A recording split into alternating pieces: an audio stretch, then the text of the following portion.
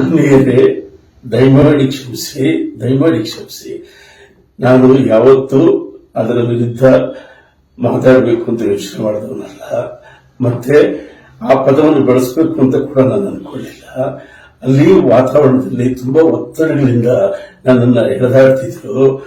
ನಾನೇನು ಅವ್ರ ಗದಲಕ್ಕೆ ಹೋಗಿ ಆಮೇಲೆ ಈ ಕಡೆ ಬಂದೆ.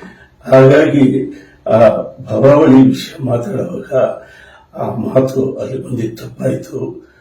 ದಯವಿಟ್ಟು ಇನ್ಯಾವತ್ತು ಆ ರೀತಿಯ ತಪ್ಪುಗಳನ್ನು ಮಾಡಲ್ಲ. ಆಮೇಲೆ ನಾನು ಪಂಪನ ದಾಸಾನುದಾಸ, ಕನ್ನಡವನ್ನ ಕಟ್ಟಿದ ಆ ಮಹಾನ್ ವ್ಯಕ್ತಿಯ ಸೇವೆಗೆ ನಿಂತಿರುವ ನಾನು. ಅದರಿಂದ ಇದನ್ನು ದಯಮಾಡಿ ಬೆಳೆಸಬೇಡಿ. ನಾನು ಇನ್ನು ಯಾವ ರೀತಿ ಕ್ಷಮೆ ಕೇಳಬೇಕು? ನಾನು ಹೇಳಬೇಕಾದನ್ನ ಸ್ವಲ್ಪ ವಿವರವಾಗಿ ಒಂದು ಪತ್ರದಲ್ಲಿ ಬರೆದು ಪೋಸ್ಟ್ ಮಾಡಿದ್ದೀನಿ. ಅದೇ ನನ್ನ ವಾಯ್ಸ್ ಅಂತ ತಿಳ್ಕೊಂಡು